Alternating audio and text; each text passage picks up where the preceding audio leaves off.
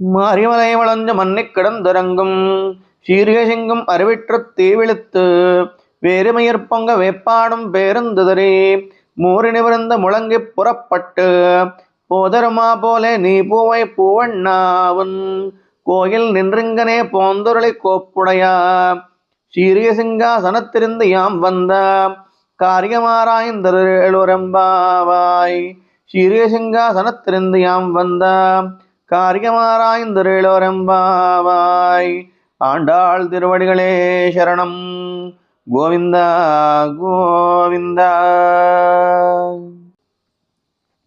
గోపకాంత సమూహంతో ఆండాళ్ళమ్మ కృష్ణస్వామి మందిరం వెలుపల నిలబడి స్వామిని ఈ విధంగా ప్రార్థన చేస్తూ ఉంది.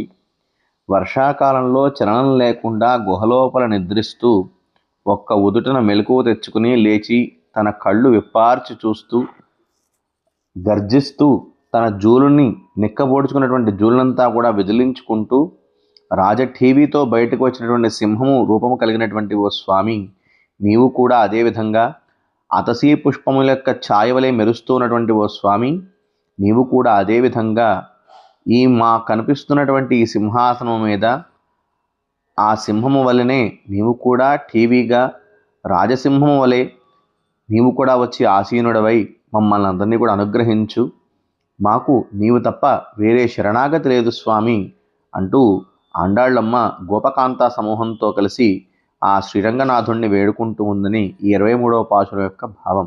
ఆండాళ్ తిరువడిగళే శరణం. గోవింద గోవింద.